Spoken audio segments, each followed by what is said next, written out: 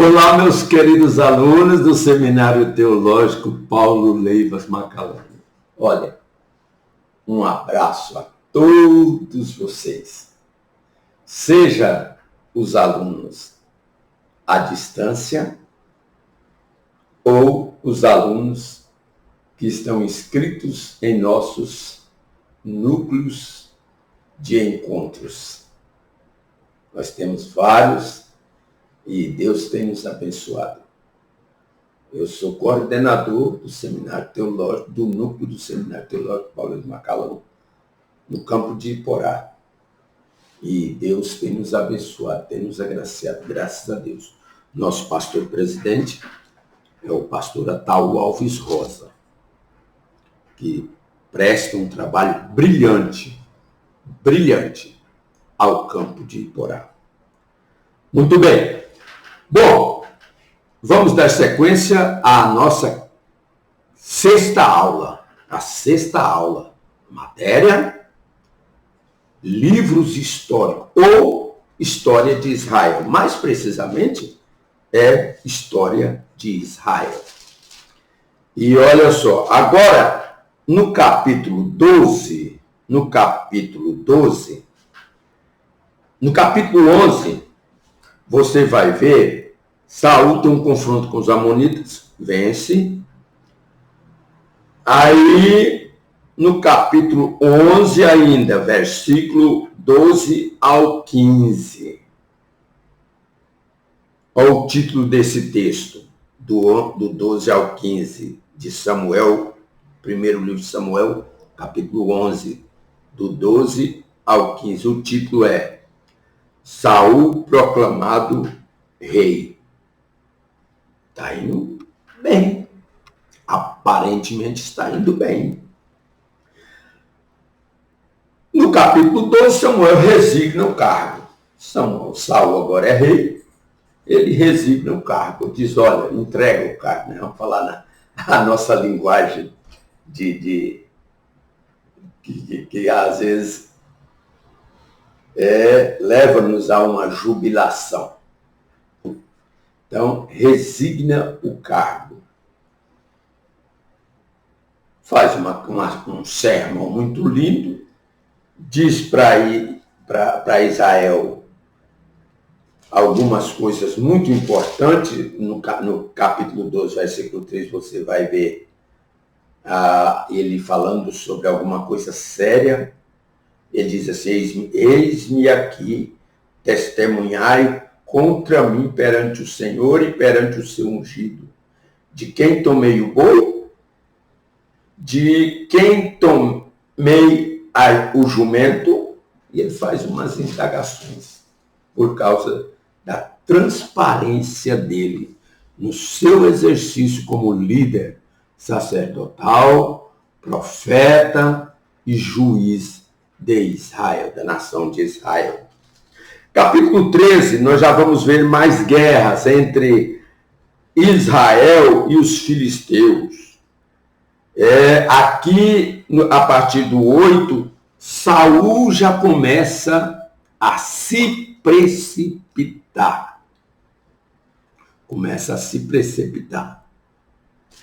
Ele oferece o sacrifício e é reprovado por Samuel.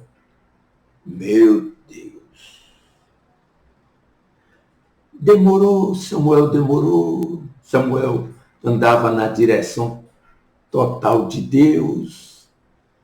Aí Deus falou assim, calma aí. Talvez Samuel até pensou, eu vou.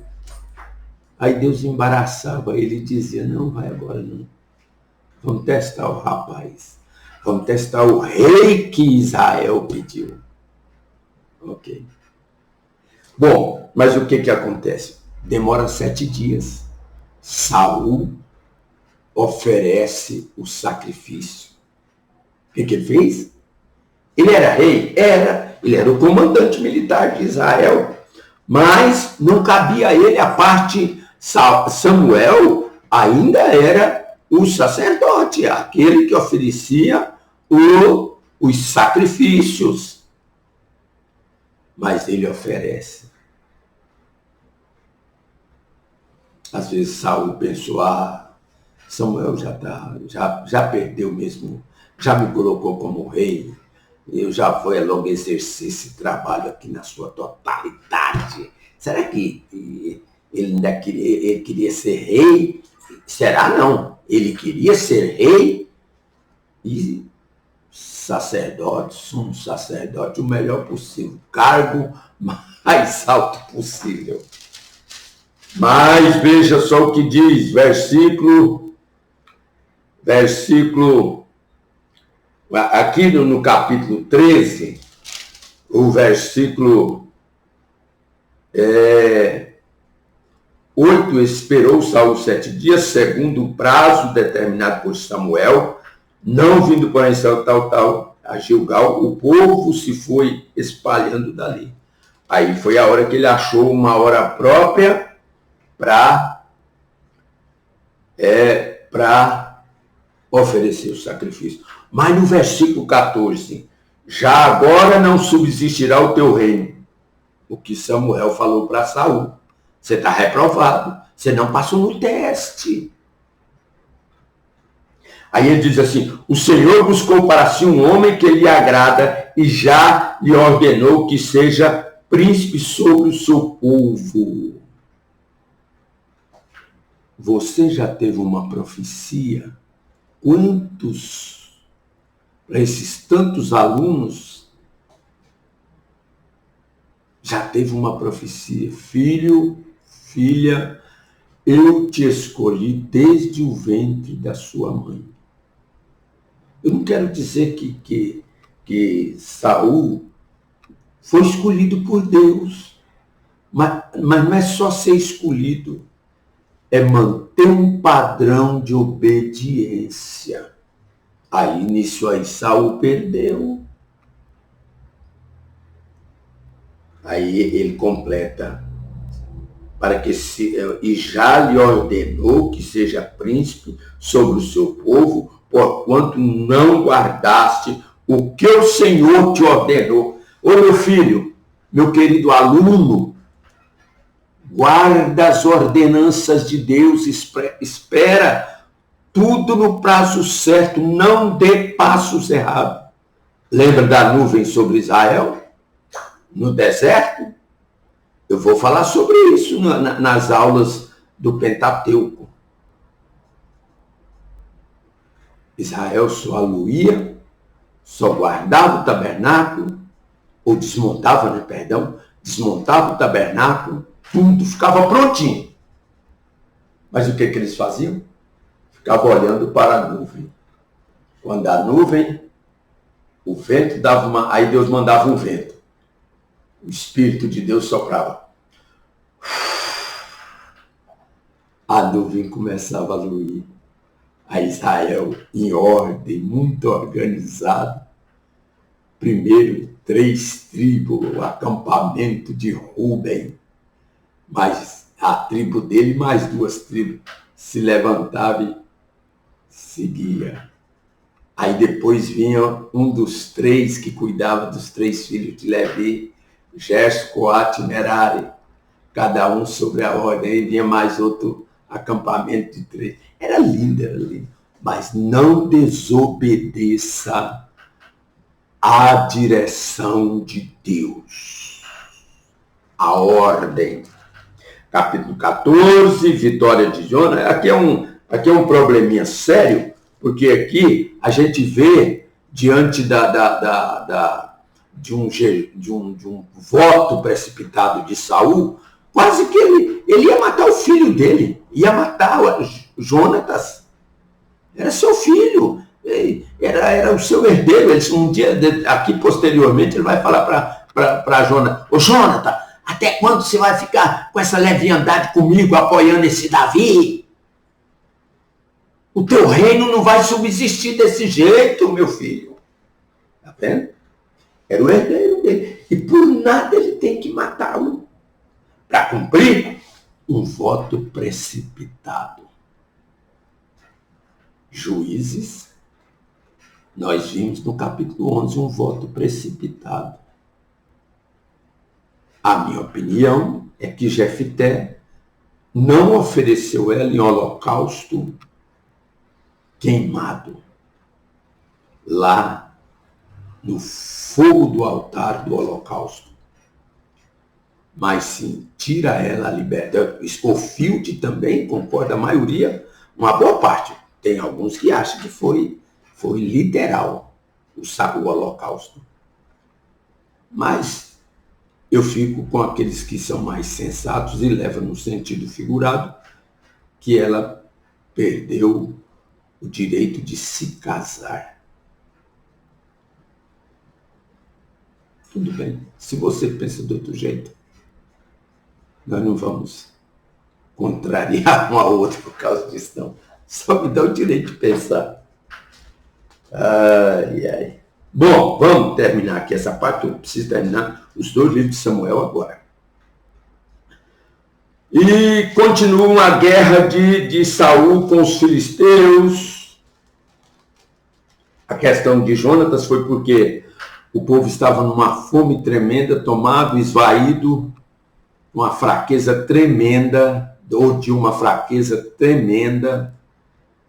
E quando eles chegaram num lugar que tinha muito mel, e era fortificante para aquele momento, e Jonatas chegou, o pai não estava por certo numa outra frente, tinha saído para uma frente contra os filisteus, ou em busca de algum socorro. Quando ele volta,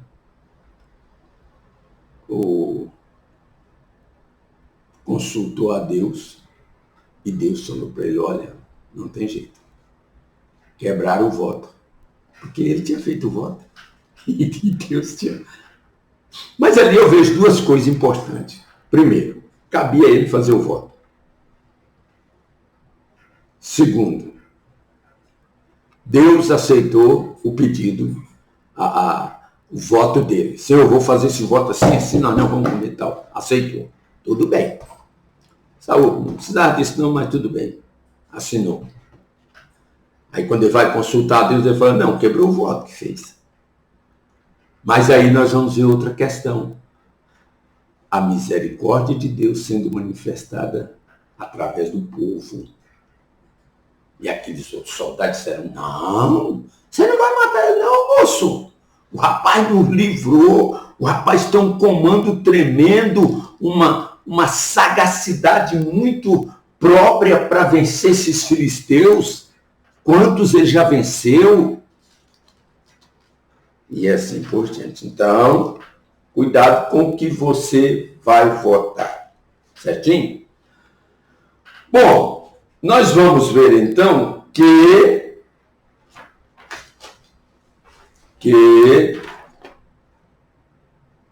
Samuel está preocupado. E no capítulo 16 vem a hora de escolher o homem segundo o coração de Deus. Era um dos filhos de Jessé. Tem uma lista que fala de 8. Tem uma lista que fala de 7. Mas eu fico mais com a que fala de 8. O 8º era o mais novo, menino trabalhador, cuidava bem das ovelhinhas que os irmãos dele chamou, né? Ah, cadê suas ovelhinhas que você fica olhando aquelas poucas ovelhas? Mas cuidando daquelas poucas ovelhas, estava a mão de Deus sobre a vida dele. Por trás do cuidado dessas poucas ovelhas, estava a mão de Deus.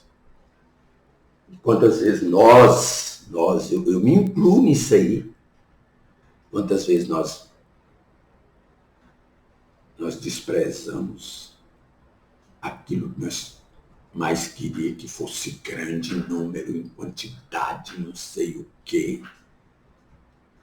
E às vezes desprezamos, achando que é algo que não merece toda a nossa atenção, queria algo maior.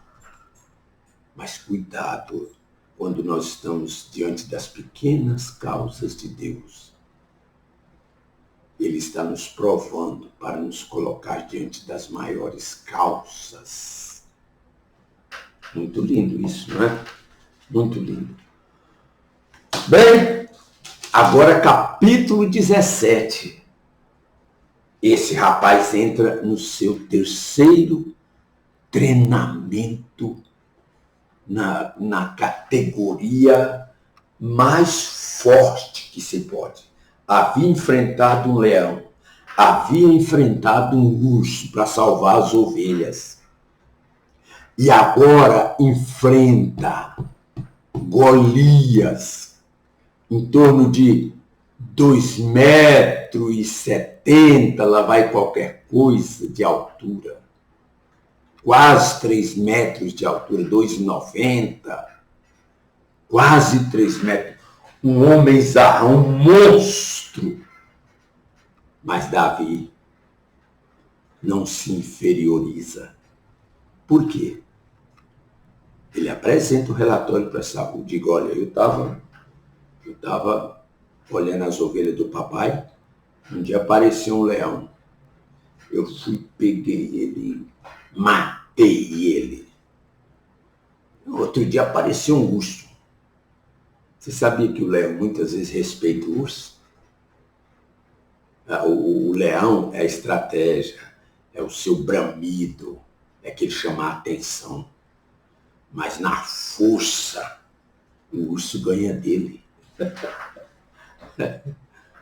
Atrás de monte, tem monte. Mas tudo bem, mas o leão é o rei da selva. Agora, ele fala isso, daí presta esse relatório para Saul. E aí Saul veste ele com aquelas indumentárias dele todinha, com as armas de guerra, as caneleiras, capacete, tudo. Aí ele vai anda assim meio trôpego. Não, quero isso aqui não. Eu prefiro o meu embornazinho. Pintou o embornazinho aqui. Pegou 5 pedras do ribeiro.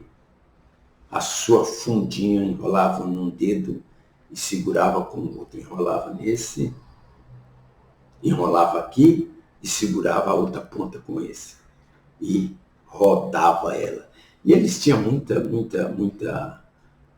forma, muita assertiva.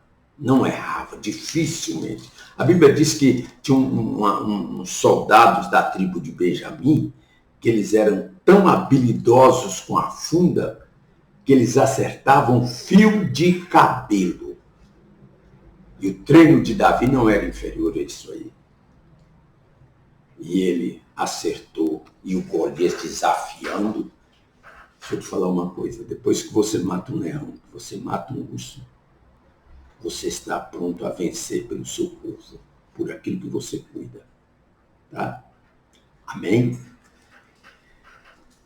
Capítulo 17, capítulo 18, apresenta a amizade de Jonatas com Davi. Jonatas foi um amicíssimo de Davi. Quando ele viu vencer aquele... Saul ficou assustado, a princípio. Agora aqui no capítulo 18 já vai externar. Saul vai externar o seu ciúme. Uma das péssimas características de Saul, ciumento. Quando as mulheres cantavam, Saul os seus milhares, mas Davi os seus 10 milhares. Mas isso aí enrubesceu Saul e ele ficou. Daí em diante, Saul para de perseguir os filisteus e passa a perseguir Davi. Quantos anos? 12 anos, terminando essa aula. Dentro desses 12 anos de perseguição, houve 2 momentos que Deus entregou Saul na mão de Davi. Mata ele agora. Os soldados diziam para Davi, não é Deus falando, tá? Deus entregou, mas só para mostrar quem era Davi, que era segundo o seu coração. Deus estava dizendo. E Davi poupou a vida de Saul. Uma vez na caverna, Saul entra para aliviar o ventre, com certeza fazer uma necessidade fisiológica. Davi estava engrutado lá com seus soldados. E eles disseram para ele, olha lá, agora é a hora de você matar ele. Vai. Ele disse, não posso tocar no ungido de Deus. Outra vez, para terminar, outra vez em umas estradas, se eu não me engano, no deserto de Zif, numas estradas, eles pararam, acamparam Saul com seus soldados, sabe, né? O general de Saul, de armas de Saul. E Davi juntou mais 2 pessoas e foram lá onde eles estavam. A Bíblia diz que Deus deu a eles um sono profundo. E Davi pegou a bila d'água, pegou a lança, levou e gritou, ei, Saul! Ainda raiou com Abner. Lê a Bíblia, lê esses livros, você descobre melhor. Deus abençoe, vamos encerrar essa 6ª aula. Um abraço e até a próxima aula.